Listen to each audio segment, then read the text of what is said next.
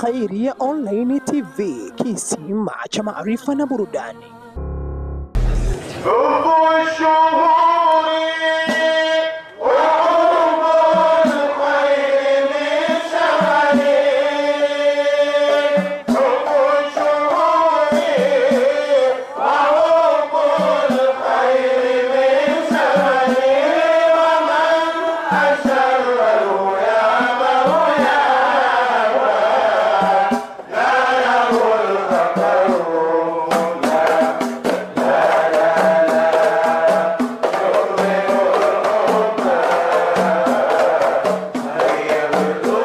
Assalamu alaikum warahmatullahi wabarakatuh. Hali gani mtazamaji wa Khairia Online TV popote ulipo, unafuatilia moja kwa moja kutokea hapa katika viwanja vya Maawal Islam Ngamiani, Tanga, Tanzania, na mimi mtangazaji wako Hassan Makanya, nyuma ya kamera director wangu Bakari Athmani Tandiko, tukiwa tupo kwenye busati la maandalizi ya hauli kuelekea hauli ya mwaka 2025. Tuko naye hapa naibu mudhir wa taasisi, ikiwa yeye amekuja kulifungua busati, kisha wapite mafanani, wapite walimu, wapite watendaji, wapite wale wote ambao wanaweza kutupa faida kuelekea katika siku hii nzito, ambapo kwa mwaka 2025 itakuwa ni tarehe 16, 17 na 18 ya mwezi huu wa sita. Kabla ya yote nikukumbushe kutumia bidhaa zetu za Khairia Karanga, ambapo muda si mrefu zitakuwa available, zinapatikana na zitakuwa zikisambazwa na kampuni ya Khairia pekee yake.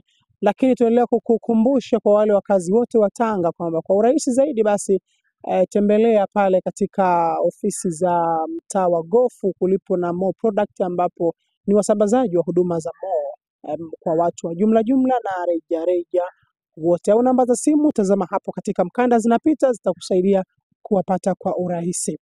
Naibu Mudhiri, salamu alaikum warahmatullahi wabarakatuh. Wa alaikum salaam warahmatullahi wabarakatuh. Hali ya yote ni vyema tukaijua afya yako, familia na yote yanayokuhusu binafsi. Je, yanaendelea vipi? Mimi nashukuru, alhamdulillah, naendelea vizuri na familia yangu, watoto wangu, wake zangu, wote nashukuru alhamdulillah, wao katika siha nzuri. Watazamaji wetu wameona matangazo mengi yanahusiana na hauli ya Sheikh Shabani Muhammad Hamid, na kila mwaka tunawaletea busati hili, masheikh wanakuja kuwapa faida kuhusiana na tukio hili kubwa. Na mwaka huu tumeona wewe kama naibu mudiri kwa nafasi ya mashehe utufungulie, kisha wengine waweze kufuata. Awali ya yote tunataka tufahamu sisi na watazamaji kuhusiana na hauli ni nini, ni kitu gani, kwa wale ambao labda ni wageni neno hili waweze kupata elimu nalo, hata kama watakuja kuungana nasi basi waungane ikiwa wanaelewa kile ambacho wamekifuata. Neno hauli ni neno ambalo linatumika kwa mabwana mawa, kuna hauli, lakini neno asili ya neno hauli ni neno la Kiarabu ambalo lina maana kubadilika kwa mwaka. Yaani inapofika mwaka, jambo kutoka leo mpaka likifika mwaka tunasema ni hauli. Sasa kwa nini tunalitumia neno hauli? Tunatumia neno hauli kwa sababu hizi harakati zimeanzishwa kwa sababu ya kumfanyia dua na kukumbuka mema na aliyoyaacha al-Allama Sheikh Shaban bin Muhammad Hariri. Kwa hiyo baada ya kufanya shughuli zile, alafu inapopinduka ikaja mwaka mwingine, ndio maana ya hauli. Kwa hiyo maana yake imefika mwaka wa shughuli za bwana mkubwa huu. Kwa hiyo tukimaliza tukenda mwaka mwingine, sio kwamba baada ya miezi 6 haiwezi kuitwa hauli. Hauli mpaka jambo lipinduke kupitiwa na mwaka. Ndio maana unakuta hata katika mambo ya zaka unaambiwa zaka, ili watu waweze kutoa zaka, ile mali ya zaka ipitiwe na hauli kutoka kwa mwaka. Sawa, naibu mudhiri, tangia umepata nafasi ya kuwa naibu, ni mwaka wangapi sasa unaisherekea hauli ya shekhe ukiwa ni naibu mudhiri? Mwaka huu kwa haraka nadhani itakuwa ni mwaka wa 3. Itakuwa tuna mwaka wa 3 tukiwa tumeingia kwenye jukumu hili zito. Sasa Na mbali na hilo, kata kumbukumbu zako za haraka haraka, kwa kama unakumbuka kwamba hii ni hauli ya ngapi tangia kuasisiwa kwake? Kwa haraka haraka, kwa sababu jambo hili la hauli limewekwa kwa maana ya kukumbuka kifo cha mzee huyu Sheikh Shabani ambaye ni mwanzilishi.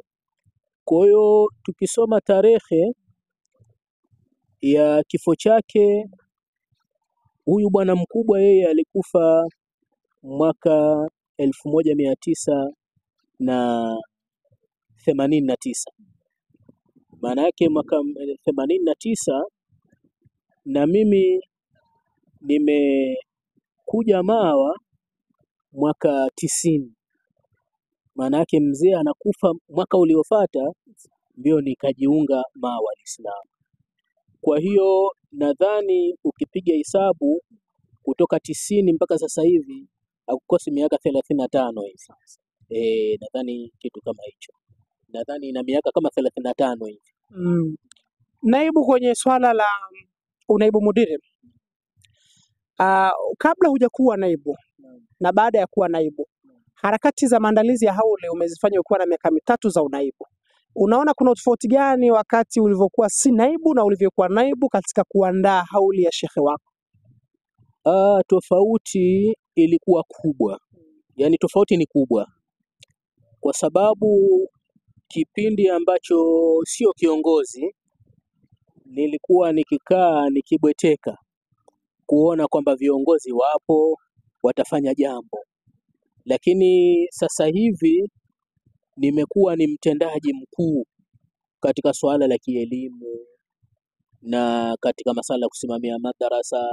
Ndio maana tukawa tumehangaika kutembelea madarasa pamoja na mashehe wangu pamoja na baadhi ya viongozi akiwemo katibu, akiwemo mushirifu.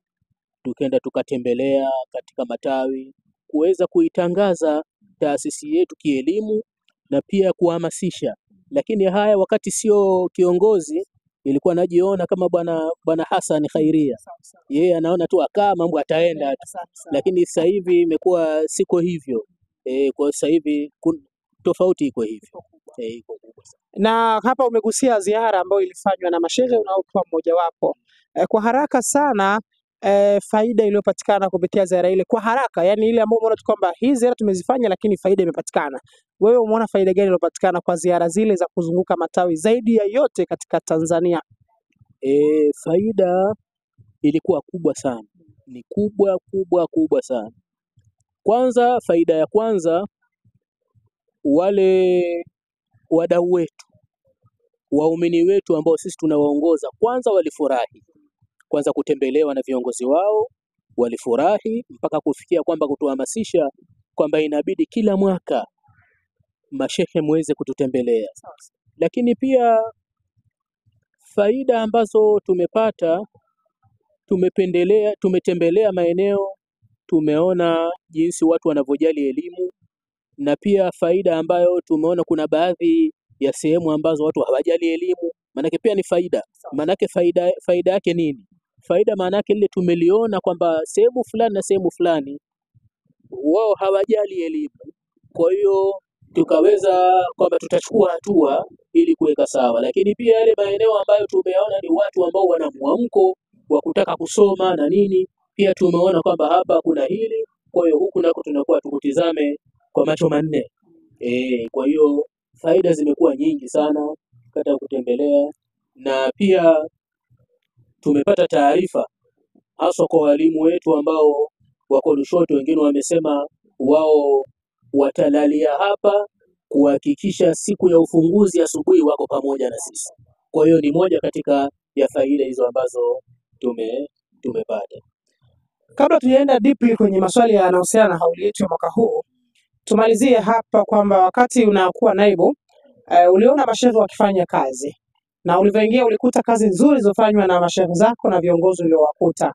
Ni ipi adhima yako uliweka kwamba hapa nilipakuta walipofanya mashehe, nataka nifanye moja mbili tuzidi pale ama tuboreshe pale, lakini lengo ikiwa ni kutengeneza. Ni wapi ulipoweka nguvu zaidi, ambapo unaona kabisa kwamba kwa uteuzi wangu huu, basi inshallah kama si Mungu, lakini hata watu pia wataona kwamba kuna kitu fulani kinafanya. Mimi kwa kusema la ukweli, kitu ambacho nina azma nacho kikubwa, mimi sitizame hauli. Mimi sana natizama taaluma inapandaje, kwa sababu sasa hivi utakiwa kujitizama wewe mwenyewe. Mfano unaambiwa bwana naibu mudhiri bwana ye labda ni bingwa wa nahwu. Sasa na wewe mwenyewe jitizama, naibu mudhiri, linaloambiwa ni sahihi? Bali insanu ala nafsihi basira. Kwa hiyo na mimi siwezi kubweteka tu kwamba mimi bwana nimeambiwa ni bingwa wa nahwu, basi mimi nimetulia tu. Unajichunguza wewe mwenyewe. Kwa hiyo na maana gani kusema neno haya? Na maana sitaki kusikia watu wakisema bwana mawa bwana wale kwa elimu za lugha pale hatari bwana, kwa elimu fulani pale hatari. Sitaki hilo. Mimi nataka mtu, madrasa yetu ikisifiwa kielimu, maana yake inasifiwa kwa maana sahihi ya ile elimu. Kwa hiyo kitu kikubwa ambacho mimi natizama mustakbali wa Mawa ni kuhakikisha Mawa inasonga mbele na Mawa inakuwa na mfumo wa kielimu wa kimataifa, sio wa kujitizama sisi wenyewe. Kwa hiyo ili kuendelea, inatakiwa tutizame mataifa mengine yanafanyaje katika elimu, tutizame ndani, tutizame nje. Hapo ndio tutaona kwamba tukiweza kujilinganisha na watu waliokuwa juu ndio tunaweza kusonga mbele, lakini tusijitizame sisi wenyewe humu kwa humu. Mimi hapa nikamtizama bwana Hasani hapa kwamba bwana Hasani ana kiwango hiki, basi mimi nimemzidi Hasani. Hiyo haitatujenga. Tizama waliokuwa juu, alafu wewe ndo unajua kuna mtizamo wa kumtizama aliokuwa juu, alafu kuna yule aliokuwa chini. Kwa hiyo kuna baadhi ya maeneo unatakiwa mtizame chini, mtu wa chini. Mfano labda katika neema, ili umshukuru Mwenyezi Mungu, mtizame mtu wa chini. Mimi leo natembea na gari, lakini Sheikh Hassan anatembea kwa miguu. Kwa hiyo ile nisema alhamdulillah. Lakini katika masala ya kimaendeleo na kitaaluma itakuwa mtizame wa juu, sio wa chini. Sasa na ni asilimia ngapi ambazo umezifanikisha kufikia hiyo elimu ya kimataifa? Ni asilimia kubwa, ni asilimia kubwa. Na kwa nini nasema ni asilimia kubwa? Tunaweza tukaa tu kwenye asilimia labda hata 80. Kwa nini? Na udalili ipi? Dalili, vijana wetu sisi ambao tumewasomesha, tuchukue mfano kwa Juma Ibrahim ni kijana wetu amesoma, lakini baada ya hapo akaondoka kwenda kufanya interview ile mukabala Dar es Salaam ili kwenda Misri. Akaenda kule Misri, lakini alipofika kule wa Misri hawezi kukubali ile mukabala uliofanyika huku Tanzania. Wao lazima wafanye mukabala wao ili kuhakikisha watu wanaendelea na jamia, chuo kikuu, au kama uwezi umefeli unarudi unaanza thanawia. Kwa hiyo katika watu ambao walifanya mitihani kule, wengi Watanzania waliotoka huku, lakini Watanzania waliopita ni wachache sana, akiwemo yeye. Kwa hiyo wengine wameanza thanawia, wengine wamerudi, lakini kijana wetu yeye ameingia, yuko mwaka wa kwanza sasa hivi kwenye mitihani anasoma elimu ya chuo kikuu. Kwa hiyo hii inaonyesha kwamba Mawa tumefanya kazi kubwa ya kuweza kuandaa elimu kimataifa. Maana kama hatukuandaa kimataifa, yule kijana hata hapa asingefaulu. Lakini kule kufaulu hapa na kwenda kule akafanya mtihani akafaulu, ni kuonyesha ni kazi ambayo imefanywa na walimu kwa kushirikiana kuweza elimu kukua. Changamoto mnazopitia kwa sababu vijana wa sasa na kuendana na mfumo huo, ukilinganisha ni vijana wanasoma lakini wakiwa wanaifikiria dunia sana kuliko hata ile nguvu wanawekeza katika elimu ya dini. Kwa hiyo mnafikiri hii juhudi ya kufika pale ambapo tumeshaona mmeshaanza kufika na mnatarajia mfike na watu wengi zaidi, mnafikiri changamoto hakuna inawakabili kuhusiana na tuseme utandawazi, globalization? Vijana sasa hivi teknolojia imekuwa wanaiwaza sana dunia kuliko hata mambo haya. Hii haiweki ugumu katika jukumu lenu?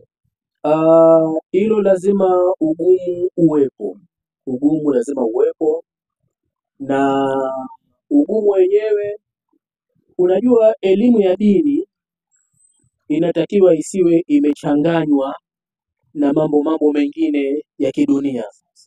Kwa hiyo mara nyingi wanafunzi wengine wanashindwa kwa sababu ya kufikiria dunia sana, lakini hatari yake anashindwa, anaacha kusoma, alafu anakwenda katika mambo ya kidunia, alafu haipati dunia, au ameacha akhera, amekosa na dunia amepata.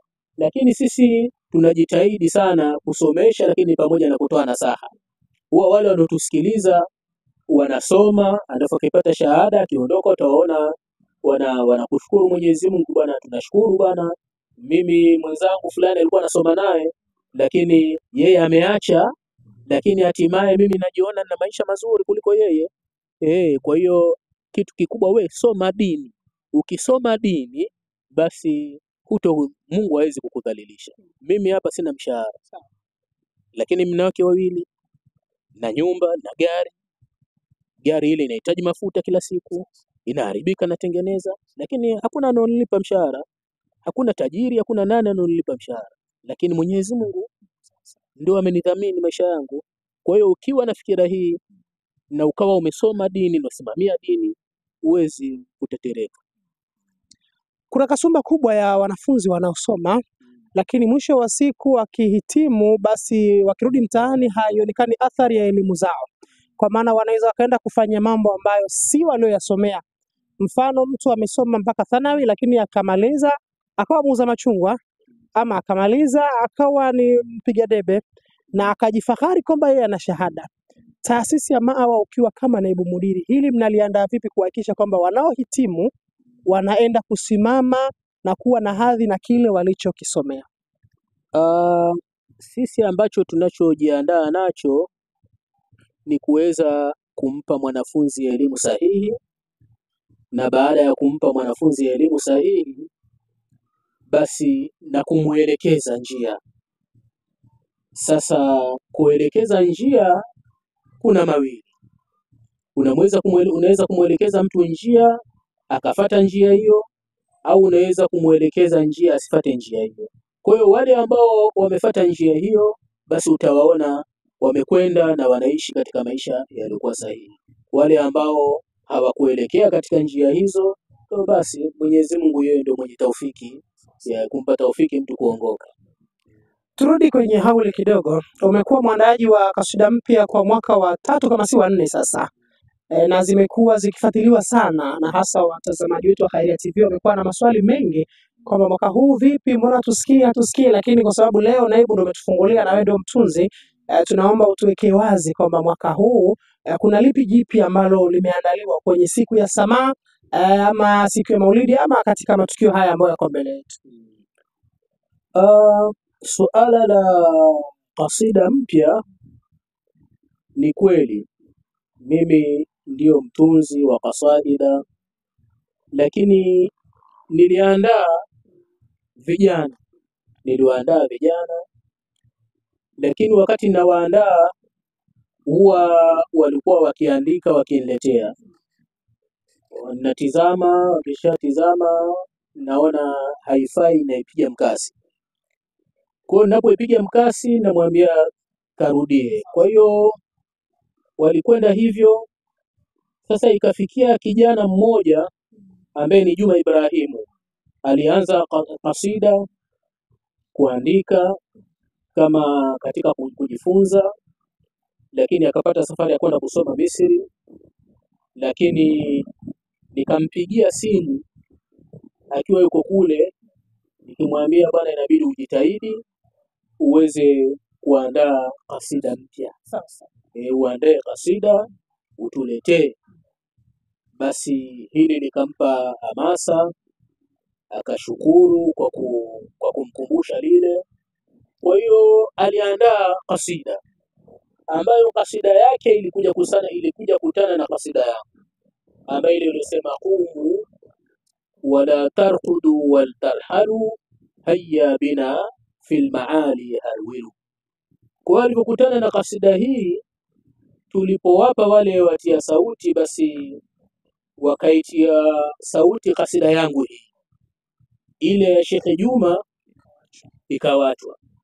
Sasa nikahofia mwaka huu kusema tena, tukaacha ile ya Juma, ikaona kama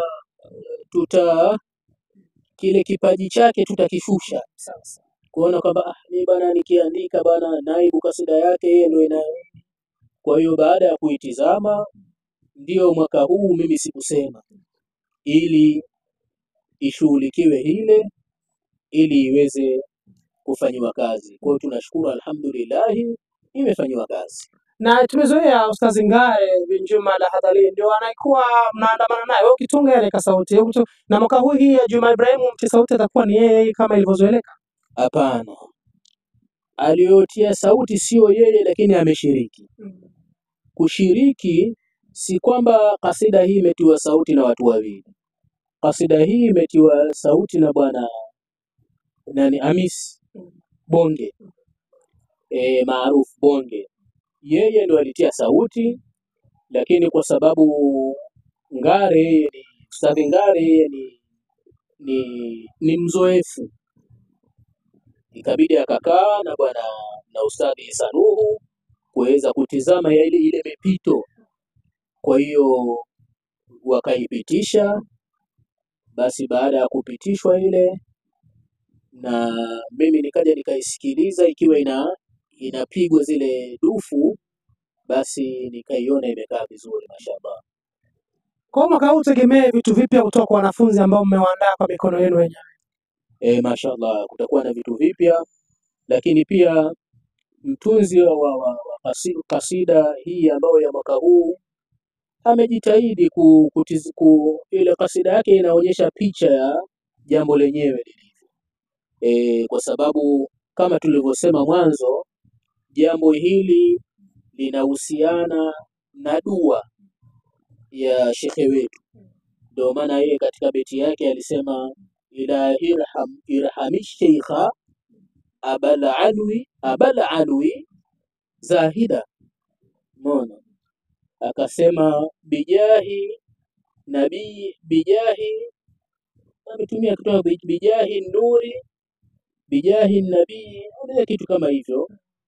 Sikuhifadhi, lakini ilionyesha kwamba anamwombea Sheikh Shabani, Mwenyezi Mungu amrehemu, kwa sababu kwa jiha ya mtume wetu ambaye alikuwa yeye ni mwenye kuwaongoza watu.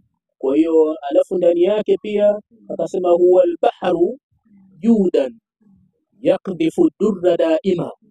Kwa hiyo akionyesha kwamba yeye ni bahari.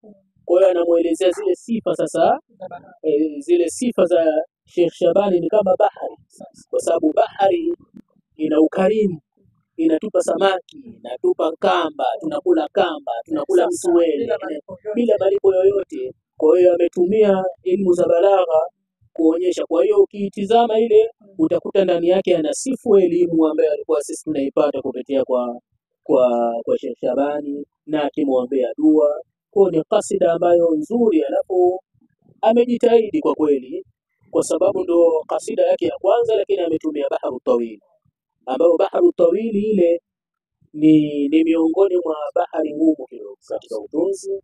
Kwa hiyo amejitahidi. Namuomba Mwenyezi Mungu amkuze katika elimu yeye na wenzake na wanafunzi wote wa Islam. Na anaweza kushiriki mwaka huu? Mwaka huu sidhani, kwa sababu yeye ana changamoto. Sasa hivi yuko kwenye mitihani, na hata mitihani ikiisha inabidi awe na uwezo, manake kile chuo akimdhamini mtu kumpa nauli ya kurudi. Kwa hiyo mpaka kupatikane wadhamini kutoka huko mpe nauli ndo arudi. Akikosa basi atakaa kuendelea kusoma. Mwisho tumalizie, kama kamati kuu ya maandalizi ya Haule, wageni wanatarajiwa kuwasili lini katika jambo letu hili la mwaka huu? kama tulivyosema mwanzo, katika faida za ziara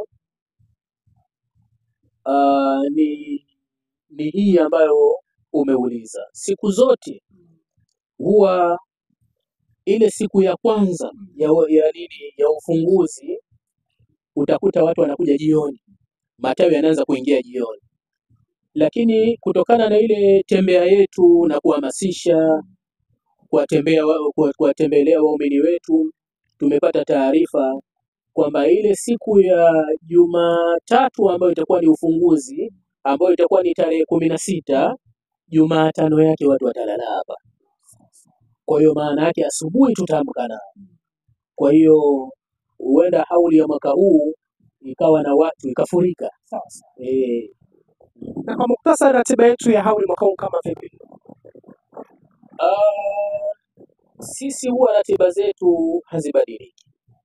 Huwa ratiba zetu zinakwenda vile vile. Manake kwanza siku ile ya kwanza tunaanza na maulidi ya kina mama ambayo ni Jumatatu, na ndani yake siku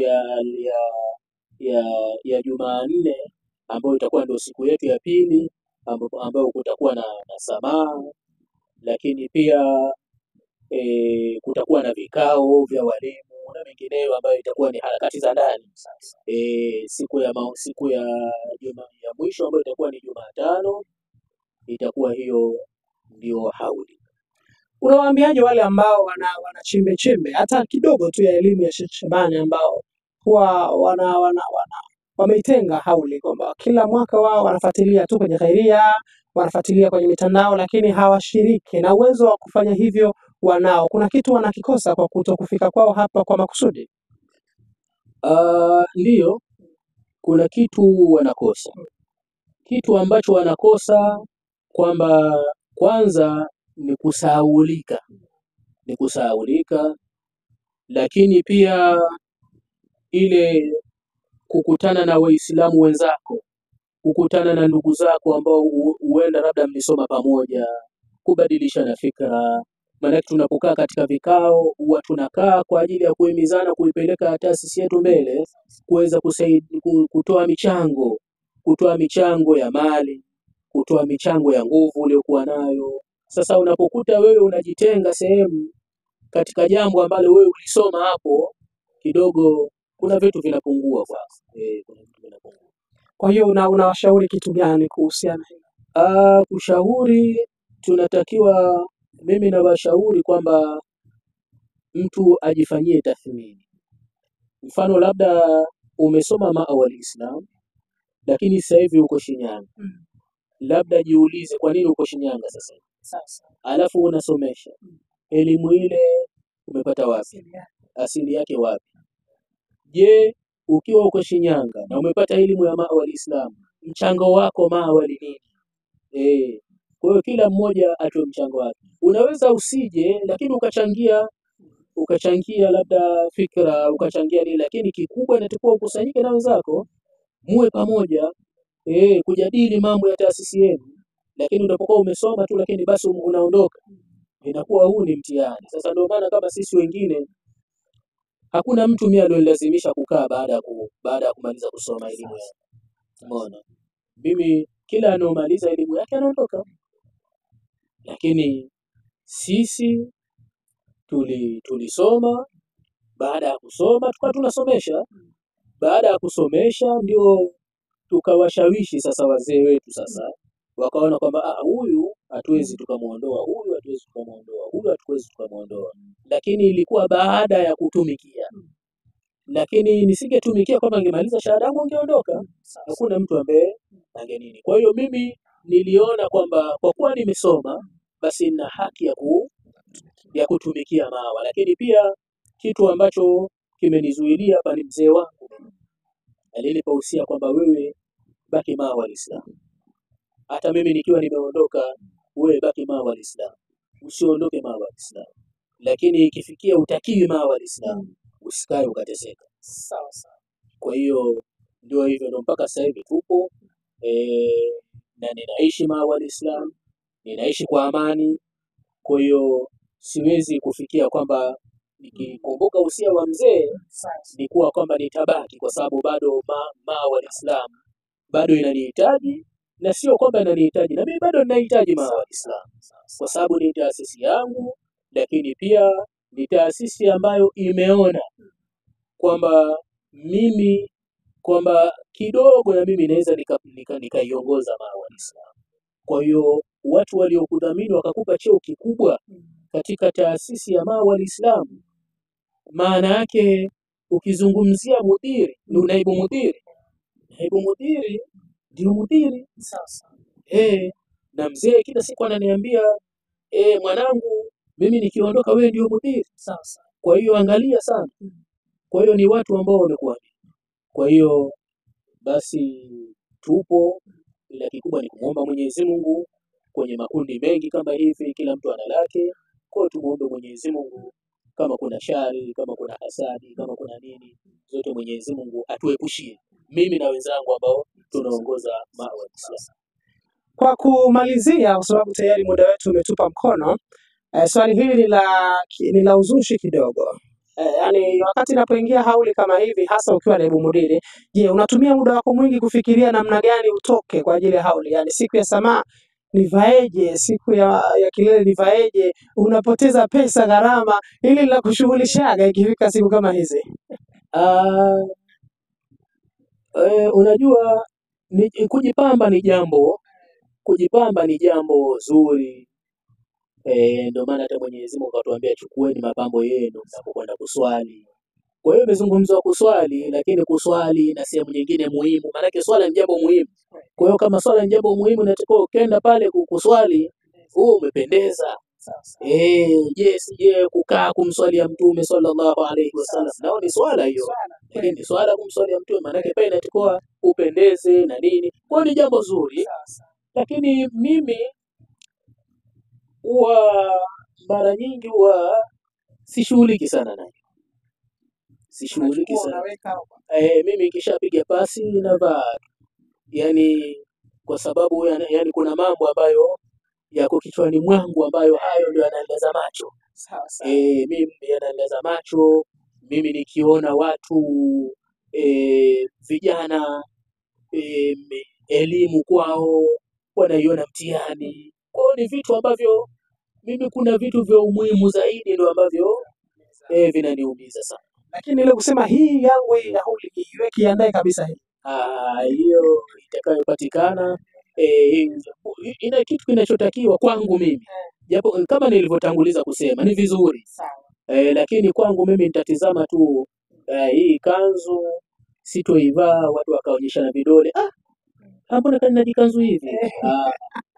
Ila tu nitavaa kanzu ambayo itaonekana hii popote unaweza ukaingia ukazungumza na yoyote, hata kama kuna shehe fulani limetoka sehemu fulani limekuja shehe kubwa hata ukaongea naye, unajua kanzu hii mfano kama hivi ina maana kama hivi mimi naweza kukaa tu Samaa na kanzu hii sio mpya kweli, lakini mtu hawezi akaja akaniambia shehe umevaaje bwana? Sawa kabisa. Lakini pia ikitokea Sheikh Hassan labda ameona nataka nimtafutie naibu kanzu ya tutapokea mashallah. Inshallah wazungu wasifanye pesi.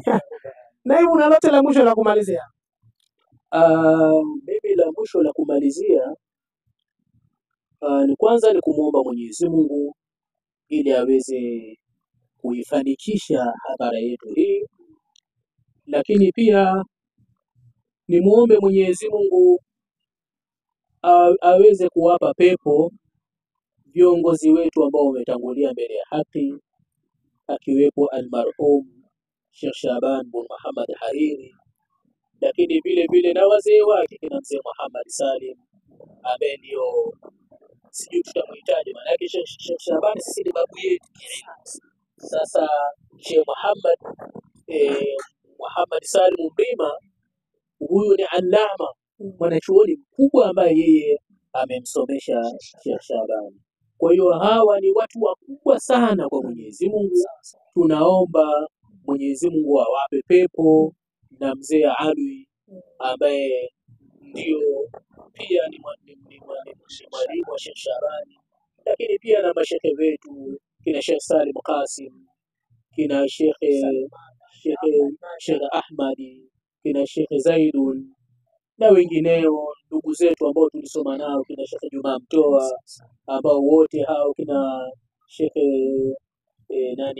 Hassan Suleiman ambao maarufu Hassan Zafa, wote hao na ndugu zetu wengine wote ambao tulikuwa nao ambao wameondoka, tunamwomba Mwenyezi Mungu awafutie makosa yao, aweze kuwapa pepo, na pia na wazee wetu ambao wametangulia, Mwenyezi Mungu awasamehe mema haya tunayoyafanya, basi iwafikie wao. Mzee wetu Sheikh Muhammad Kasim ana maneno yake, anasema kuna jambo la mwisho na mwisho kabisa. Hii mwisho kabisa leo, hembo tuwaambie Khairia wana mwaka wa 4 sasa, 2021 mpaka sasa 25, ni miaka minne wanadhamini matangazo haya ya Hauli mubashara bure kabisa. Unawaambiaje kwa kazi hii ambao wameifanya kwa mwaka wa 4 sasa? Khairia ni chombo muhimu sana. Khairia ni chombo muhimu sana. Miongoni mwa umuhimu wake ni watu ambao ni chombo ambacho kimeitangaza sana Mawa. Lakini Mawa tu ni taasisi ambayo bado haijakuwa kiuchumi, lakini ilipaswa iwazawadie na inapaswa pia ilikuwa iwabadilishie vifaa ambavyo wanatumia, kwa sababu wao wanajitolea bure maskini. Wanaweka vocha zao kuweza kurusha samai, hakuna mdhamini wa aina yoyote. Kwa hiyo ilipaswa sisi tuwasapoti, na kuwasapoti nilikuwa tuwape kamera za kisasa. Kwa hiyo mimi kikubwa, kwa kuwa Khairia wanajitolea kurusha darasa zetu ikifika mwezi wa Ramadhani, mimi ni muombe tu Mwenyezi Mungu aweze kuwapatia wadhamini, ambao wadhamini hao waweze kuwapa, ima wawape bure hiba au wajitokeze kufanya nao kazi pia. Maanake unapojitokeza kufanya nao kazi, maanake wao watapata na huyo mdhamini atapata, na Khairia wakipata, maana yake itakuwa na watajiendesha kujipanua. Kwa hiyo mimi napongeza sana chombo cha Khairia. Hiki ni chombo ambacho mashallah kimejikita katika mambo ya dini, alafu sijatizama mimi Khairia nikaona mambo ya shubha. Sijaona Khairia imerusha labda wanawake ambao wakiwa wako uchi, sijaona amerusha vitu ambavyo vya shubha. Kwa hiyo ni chombo ambacho kimejikita mashallah katika mambo ya kimaadili. Mtazamaji wa Khairia TV, nilikuwa naye naibu mudhiri wa taasisi ya Mawa, lakini pia ni mmoja katika wadau wakubwa na walezi na washauri wa Khairia Online TV, Sheikh Sifu Abubakar, ambaye alikuwa ametufungulia busati la maandalizi ya Hauli 2025, ambapo tarehe 16, 17 na 18 viwanja vya Ngamiani Mawa vitakuwa vimefurika makabila mbalimbali, watu mbalimbali kutokea sehemu mbalimbali, wakija kumuhami na kumkumbuka shekhe wao Sheikh Sheba, lakini kumsifu, kumswalia na kumtangaza mtukufu wa daraja Bwana Mtume Muhammad sallallahu alaihi wasallam. Na mwisho kabisa ni waombe muendelee kubaki nasi, kwani huu ni mwanzo tu, na busati letu linaenda kuwaleta viongozi mbalimbali utakaojaliwa kuwapata na kuzungumza mambo mbalimbali kuhusiana na Hauli na nje ya Hauli, lakini yanayohusu Mawa Islamia. Na kubwa zaidi, tunaendelea kukumbusha kuhusiana na bidhaa zetu za Khairia Karanga zitakujia hivi karibuni, lakini kwa wale wafanyabiashara wakubwa na wadogo, endelea kuagiza na Mo product, kwani ni rahisi na salama. Nikutakie siku njema. Ni mimi Hassan Makanya, nyuma kamera Bakar Tandiko. Assalamu alaikum wa rahmatullahi wa barakatuh.